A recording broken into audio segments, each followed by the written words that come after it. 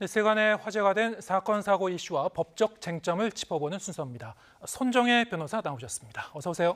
안녕하세요. 네, 앞서 전해드렸습니다만 윤석열 정부의 세 번째 특별 사면 광복절 특사 대상이 최종 확정됐습니다. 모두 2,176명. 작년 그 첫 번째 특별 사면이었죠. 당시에 광복절 사면 그리고 연말에 단행됐던 두 번째 특별 사면과 비교해 보면은 전체 숫자는 좀 늘어난 것 같은데요. 일단 중요한 것은 어떤 기업인, 어떤 정치인, 이른바 주요 인사들이 어느 정도 범위로 포함됐는지 이것을 이제 주목해 볼 수 있는데 어떻게 보셨습니까? 네, 윤 정부 들어서 세 번째 사면이 이제 단행이 됐고요. 이제 네. 주요 경제인들이 다수 포함되어 있습니다. 대부분은 이제 그 부패 범죄, 특히 이제 횡령이나 배임 등의 이제 죄로 이제 징역형이 확정됐거나 집행유예가 종료하고 현재 우리가 이제 집행유예나 배임 횡령의 범죄를 저지르게 된 경우에는 취업 제한 규정이 있습니다. 그래서 5년간, 7년간 각종의 경영 활동을 하지 못하는 제한들이 있는 사람들이 대거 포함됐다라고 말씀드릴 수 있는데요. 박창구 금호 석유화학그룹 명예회장, 그리고 신영자 전 롯데장학재단 이사장을 비롯해서 이중근 전 부영그룹 회장, 이호진 전 태광그룹 회장, 이런 기업인들이 다수 포함되어 있고요. 그리고 정치인 관련된 사면도 존재합니다. 김태호 전 강서구청장도 포함되어 있어서 여러 가지 이제 정치권에서 논의가 진행되고 있는데요. 김태호 전 강서구청장 같은 경우는 이제 문재인 정권 시절에 특감 반찰반에서 여러 가지 이제 비리를 폭로하면서 실제 공무상 비밀 누설을 했다라고 이제 대법원에서 형이 확정된 사람이고요. 조강한 전 남양주 시장도 포함되어 있고 정용선 전 경기남부지방경찰청장도 포함되어 있습니다. 네, 사면권 자체가 이제 대통령의 고유 권한이긴 한데 역대 대통령을 쭉 보더라도 그리고 우리 헌정사에서 특별 사면의 뭐 적절성이라든가 아니면 이 형평성이라든가 이런 걸 놓고는 항상 좀 이견이 이제 분출되곤 했었는데요. 이번 대통령 이 특별 사면을 놓고 정부의 설명을 들어보면 역시 우리 경제에 활력을 불어넣자는 취지자, 경제 살리기 차원이다. 이 점을 이제 강조하고 있습니다. 자, 아까 설명하셨던 이런 기업인들 이제 경영 일선으로 복귀할 수 있게 되는데 그러면 우리 경제가 활성화되는 거냐, 경제 살리기가 되는 거냐 여기에 대해서는 뭐 실효성에 의해서 의구심을 표하는 분들도 적지 않은 것 같아요. 어떻게 보고 계신지요? 앵어님께서 이제 실효성이라는 단어를 쓰셔서 이제 법의 실효성이라고 한번 평가를 해보겠습니다. 네. 법의 실효성이라는 것은 적정하게 대한민국 국민 모두에게 평등하게 법치주의가 작동하는 것을 실효성이라고 이야기를 할 겁니다. 수사를 하고 재판을 하고 어떤 범죄에 대해서 처단을 하면 사회가 어느 정도는 공정해지고 정의롭게 어떤 적정한 수준의 형벌이 빠짐없이 이제 집행되는 것을 법의 실효성이라고도 설명할 수 있을 것 같은데요. 예.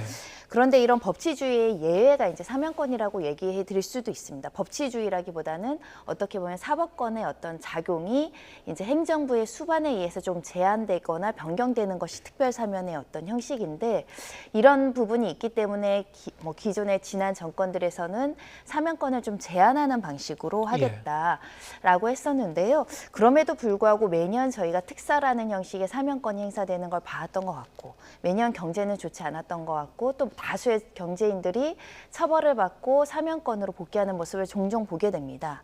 사실은 윤 정부 첫 번째 사면 대상은 이재용 회장 이었던 기억이 나고요. 신동빈 회장도 그때 사면이 되고 복권이 됐던 것으로 기억하고 있는데 각자의 입장에 따라서 경쟁인들을 사면을 해서 경영을 활발하게 해줬을 때 우리 사회에 가지는 긍정적 효과가 얼마나 큰가에 대한 평가는 다를 수 있겠지만 법의 관점에서는 평등의 관점, 정의의 관점이나 공정의 관점에서는 좀 아쉬울 수밖에 없는 겁니다. 왜냐하면 우리 미국 같은 경우를 돌아다 보면 거기도 사면권을 행사할 수 있는 대통령의 권한이 있는데 그럼에도 불구하고 사면권은 만약에 구금됐다고 한다면 구금이 풀렸거나 또는 법이 어떤 형이 확정됐다라고 한다면 5년이 경과하고 나서 이제 사면권을 행사하도록 좀 제한해 놨거든요.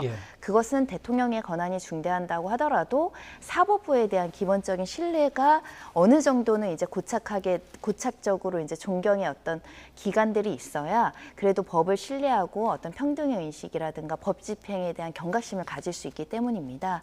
그런 측면에서는 저희가 기업인들이 앞으로는 법을 더 지킬 방향으로 갈 것이냐, 아니면 법을 지키지 않는다고 하더라도 간대한 어떤 분위기 속에서 계속적인 어떤 이런 비행위들이 나타날 것이냐라는 관점에서는 앞으로 또 사면이 이루어지는 부분에 있어서는 좀 더 고민이 필요하다라고 말씀드리고 싶습니다. 예, 지금 미국의 사례도 소개해 주셨습니다만 미국 대통령도 물론 특별 사면권을 행사를 하고, 하지만 대통령의 이제 사면권 행사에 어느 정도 이 한계를 둘 수 있는 그런 장치가 있다라는 거죠.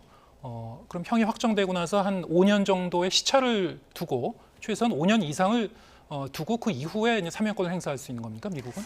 미국엔 그렇게 되어 있습니다. 예. 이런 취지는 어떤 거냐면, 사실은 법이라는 것이 확정이 돼서 판결이 받으면 우리가 누번 기간 같은 것들도 설정하는 게 범죄자들에게 범죄를 저지르지 않고 반성의 기간을 그만큼 주는 겁니다. 예. 그 기간 동안 반성하고 숙고하고 자신의 어떤 재사회화를 위해서 노력하는 기간을 가지고, 만약 그 기간 중에 범죄를 저지르면 더 가중 처벌을 하는 것이 이제 누범 기간의 어떤 취지인데, 그만큼 형이 확정되고 일정 기간은 이 숙고의 기간, 반성의 기간을 삼자라는 것이죠. 그만큼 사면권 행사는 일정 부분은 조금 더 사법부를 존중하는 태도로 가는 것이 맞다라는 설명입니다. 네, 바로 그 부분이 김태우 전 강서구청장에 대한 특별 사면 결정.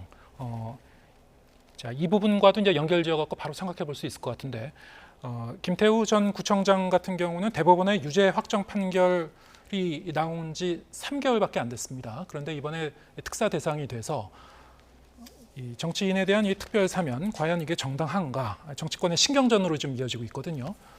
여기에 대해서는 정부의 설명도 물론 있습니다. 하지만 야당에서는 이제 사법부에 대한 도전이다, 이런 표현도 나오고 있고, 어떻게 보셨습니까? 여당에서는 대통령의 고유 권한이고, 더군다나 이제 공익 제보자의 성격을 가지고 있고, 실제로 이 비위를 폭로해서 관련자들이 이제 비위로 처벌받은 사례가 있기 때문에 어떤 공익 목적으로 이렇게 어떤 정보를 누설한 것이지 사익을 위해서 이렇게 누설한 것이 아니기 때문에 사면권 행사가 적정하다, 이렇게 설명하고 있습니다. 그런 측면도 있습니다. 실제로 유재수 전 부지사 같은 경우는 이 사람의 폭로로 인해서 어느 정도의 범죄가 드러났고 그에 적정한 어떤 형량으로 처벌도 받기 때문에 일정 부분 공익에 기여한 측면이 있지만, 문제는 좀 시점인 것 같습니다. 야당도 그 부분 때문에 지적을 하면서 사면권 남용이다, 이런 지적을 하고 있는 것인데요. 지난 5월에 대법원에서 징역 1년, 집행유예 2년이 확정이 됐습니다. 그리고 이 재판을 진행하기 위해서는 이 재판 기간만 거의 4년 가까이 수사 재판 기간이 이루어졌거든요. 그런 그 단계별로 경찰, 검찰, 1심 재판부, 2심 재판부, 대법원 재판부가 4년을 고민해서 이 사람의 형량으로는 징역 1년에 집행유예 2년이라고 이제 고민 끝에 결론을 내려준 겁니다. 그런데 이 집행유예가 2년이 지나기도 전에 모든 죄를 사한다라고 사면을 한다고 한다면, 그동안에 이뤄진 4년간의 고민, 사법부의 고민이 사실 실효적이지 않게 돼버리는 결과가 따르는 거죠. 그래서 조금 사면의 대상에 해당한다고 하더라도 내년에 했으면 어땠을까, 그런 아쉬움은 있는 상황이고요. 그 때문에 지금 정치권에서도 공방이 이루어지고 있습니다. 아까 말씀하셨던 미국의 기준을 적용하면, 물론 미국 같은 경우에는 우리와 법제도와 환경이 다르기 때문에 바로 직접 적용하기는 어렵겠습니다만, 5년 기준을 적용하면 이것은 이제 불가능한 특별 사면인데, 국내에는 그것을 제약하는 어떤 특별한 그 장치가 없기 때문에 3개월 시차지만 충분히 적용 가능하다는 거죠. 우리는 제한적 대통령제라고 보통 표현하는데, 그만큼 이제 대통령의 권한이 크다, 사면권에 대해서는요. 그만큼 권한이 큰 만큼 그에 따른 정치적 책임도 큰 겁니다. 이 부분을 분명히 이제 법무부나 대통령도 좀 시기에 있어서는 좀 빠른 거 아닌가라는 고민을 했을 것으로 보이지만, 또 내부에서는 공익 제보자를 좀 보호해야 된다라는 목소리를 반영했던 것으로 보이는데, 결국은 그 결단에 대한 책임은 또 대통령실, 법무부에 있어 보입니다. 매번 그 역대 정부에서도 항상 이 법치주의의 훼손 아니냐, 그리고 상권 분립에 반하는 거 아니냐, 이런 문제 제기는 있어 왔습니다만, 이 특별사면권 행사 자체가 또 이 대통령의 어떤 정치적 행위로서 어떤 기능을 하는 거기 때문에 여기에 대해서는 좀 우리 사회적으로 좀 더 논의가 있어야 될 것 같습니다. 자, 다음 주제로 넘어가 보도록 하죠. 서울경찰청, 이 나코액과 해외 메신저를 악용해서 마약을 유통하고 투약한 사범 312명을 검거를 했습니다. 또 일산 동부경찰서에서도 이 마약 사범들 유통하고 투약한 33명을 이제 검거했는데요. 이제 내용을 보면은 점점 더 수법도 정교화돼 가고 있고, 일반 시민들 속으로 지금 침투하고 있는 것이 아닌가 좀 이런 우려를 하게 됩니다. 어떻게 보셨습니까? 네, 일상에 침투하는 방식이 사실은 적발하기 어려운 수준으로 지금 침투를 하고 있기 때문에 더 사회적인 문제가 되는 것인데요. 네. 이런 다크웹 같은 것들, 사실 일반적인 사람들이라면 이런 다크웹을 활용해서 무엇인가를 사거나 돈 거래를 하지 않죠. 그런데 숨어들 수밖에 없는 이 어떻게 보면 범죄들의 온상이 지금 다크웹을 통해서 특히 가상자산 형태로 불특정 다수에게 익명성을 보장하는 형식으로 이제 거래가 되기 때문에 추적도 쉽지 않고 검거도 쉽지 않다는 데 한계가 있습니다. 예. 그런데 이제 마약류 사범 검거 현황을 보시면 2024년 1월부터 7월경까지만 지금 11,629명에 이릅니다. 암수 범죄까지 있다고 한다면 엄청난 숫자의 마약 사범들이 늘고 있다라고 보실 수밖에 없는 것이고요. 2020년에는 경찰에서 이 다크앱과 관련한 전담 팀도 만들 정도로 이렇게 수법들이 다크앱이라든가 이렇게 불특정한 다수를 향한 그 무분별한 익명성을 보장하는 형식으로 이제 범죄가 뻗어나가고 있다라고 보시면 될 것 같고요. 특정 검색 엔진이나 특정 어떤 사이트나 특정 방식으로만 접근할 수 있는 것을 보통 다크웹이라고 하기 때문에 네. 아는 사람만 몰래 들어와서 익명성을 보장받으면서 추적당하지 않게 이렇게 마약 거래를 하고 있다. 이 점이 사실은 어떻게 보면 사법부나 수사기관에서 이 범죄자들을 끝까지 추적하는 데 한계가 발생하고 있는 상황입니다. 네. 그렇다면 다크웹 같은 경우에는 일반 인터넷상의 정보와 달리 이 사이버 수사대도 빨리빨리 그것을 이제 점검하고 모니터하기가 좀 어려운 건가 보죠? 특수 프로그램을 통해서만 이제 접근이 가능하고 예. 또 이 IP라는 것이 추적이 안 된다고 보시면 될 것 같은데요. 예. 이게 문제가 뭐냐면 수시로 생성하고 수시로 차단하고 새로 만들고 새로 없애고 그리고 새로운 정보를 통해서 새로운 사람들만 받고 있기 때문에 네. 훨씬 더 고정적이지 않은 비고정적인 방식이기 때문에 실시간으로 사라지는 범죄자들을 추적하기가 어려운 한계가 있다는 것이고요. 예. 사실 이 다크웹은 마약 부분뿐만 아니라 뭐 성범죄라든가 기업의 어떤 비밀을 침해하는 방식이라든가 해커들이 활동하는 여러 가지 방법 중에 하나이기 때문에 네. 기업체에서도 이런 다크웹에 대한 어떤 침해나 정보 어떻게 권한 접촉 이런 것들이 굉장히 문제가 되고 있는 상황입니다. 예. 이 마약 사범들, 이 범죄 이 형태가 점점 더 조직화돼 가고 있고요. 요즘은 뭐 도시뿐만이 아니고 뭐 농촌 그리고 주부 학생들 사이로도 이제 이렇게 퍼지고 있다고 하는데 정말 우리 사회의 특단의 대책이 좀 필요한 것 같습니다. 자, 지난 2일이죠. 서울 강남 한복판에서 롤스로이스 차량을 몰다가 인도로 돌진해서 지나가던 행인을 이제 의식불명에 빠뜨린 20대 남성 구속은 됐는데 마약 성분이 검출이 됐어요. 하지만 이제 본인은 또 그것을 부인하고 있습니다. 어떤 내용인가요? 처음에는 이제 그 마약 간이 검사 결과 향정신성 의약품 투약이 의심됐던 사안이기 때문에 최초에 석방되지 않고 바로 이제 구속되기를 예상을 했던 사안인데 또 석방이 이루어지고 나중에 이제 구속영장이 청구되고 발부되면서 왜 봐줬느냐 부실수사 아니냐라는 의혹이 제기됐던 사건입니다. 예. 일단 차로 이제 사람을 치었고 이 20대 피해자 같은 경우는 굉장히 중상을 입은 사안이고요.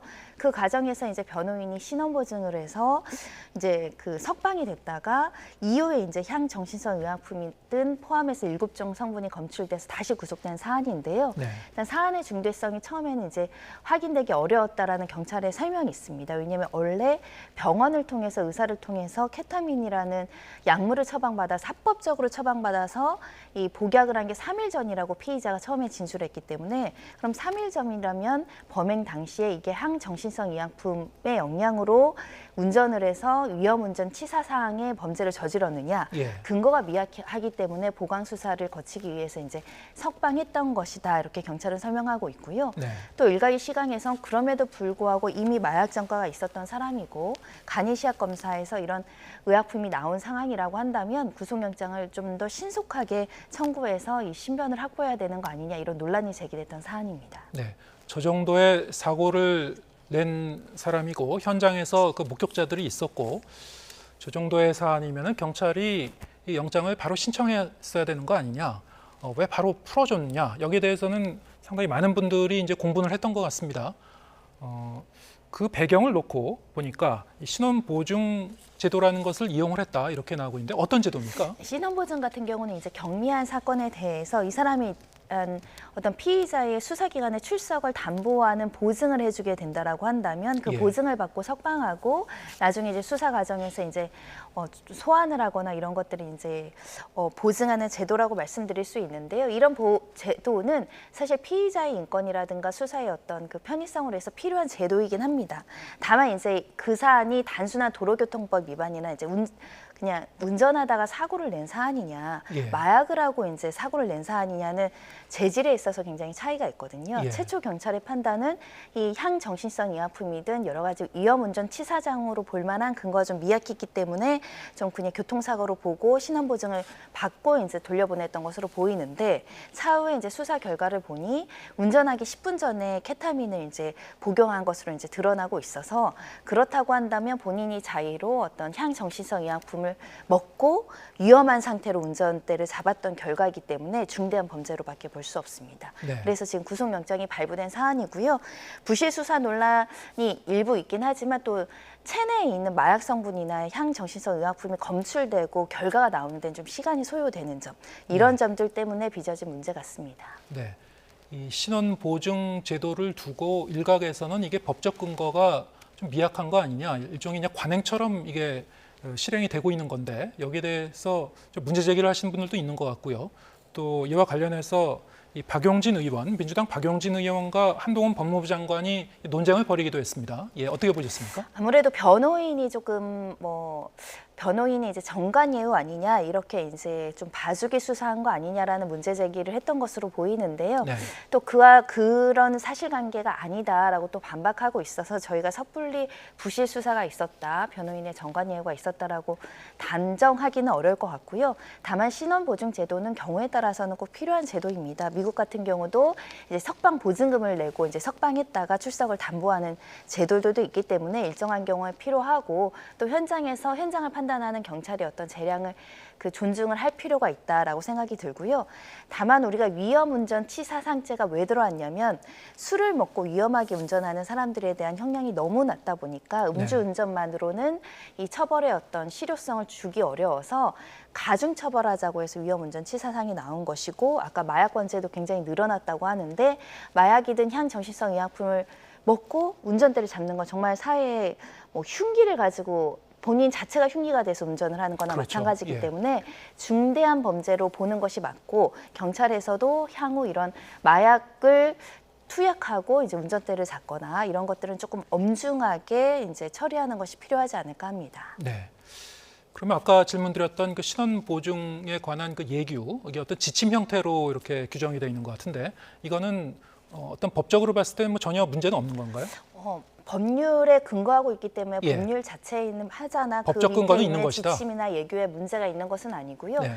다만 이런 겁니다. 중대한 범죄를 저지른 사람들은 도망갈 염려가 있습니다. 네. 근데 중대한 범죄를 저지르지 않았고 이 사람이 사회적인 유대관계가 명확하고 앞으로 수사기관에서 출석하라 그러면 성실하게 수사를 받는 상황이 예견되는 상황에서는 일부 신원보증을 받고 어떻게 보면 꼭 구속시키지 않더라도 수사와 재판을 하겠다라는 건데요. 예. 경우에 따라서는 그 사람이 숨겨진 다른 중대한 범죄를 저질렀거나 도망갈 계획으로 신원보증만 내세우고 이제 도망가는 경우가 있거나 또는 이제 재력으로 이런 신원보증이나 이런 것들을 악용해서 실제 구속을 피하려고 하는 시도들이 있거든요. 예. 악용하는 사람들이 문제라고 생각합니다. 예, 알겠습니다.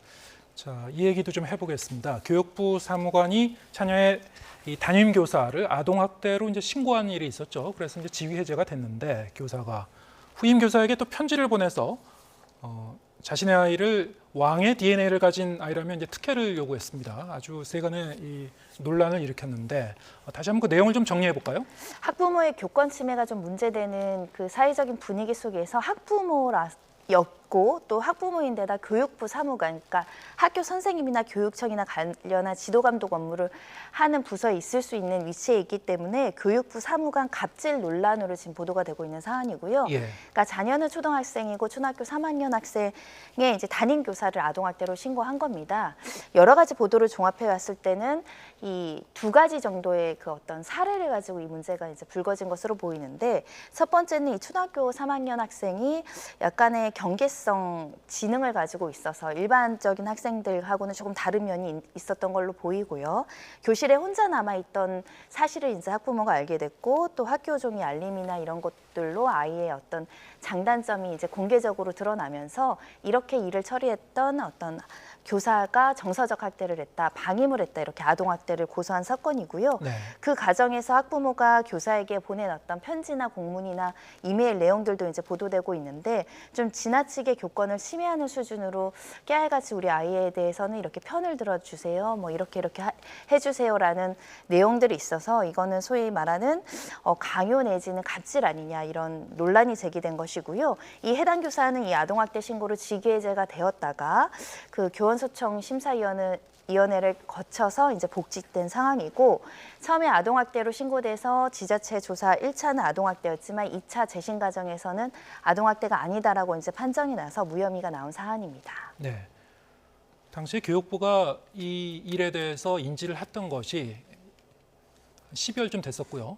그런데 그 한 달 뒤 1월에 이 사무관 그 당시에는 6급이었는데 5급으로 이제 승진이 됐습니다. 이런 일이 있었는데도 불구하고 징계를 받은 것이 아니라 이제 구두 경고 정도로 이제 그쳤던 것 같은데 이와 관련해서는 감사가 좀 진행 중인 거죠. 네, 교육부 사무관은 현재 직위 해제된 상황이라고 하고요. 과거에 이제 국민신문고를 통해서 이런 제보가 이루어져서 관련된 사실 파악을 했던 것으로 보입니다. 감사도 거쳤고 네. 구두 경고에 그쳤던 사안인데 지금 이제 문제가 불거지니까 이제서야 직위 해제를 하는 것이 타당한가에 대한 어떤 비판이 있는 상황이고요.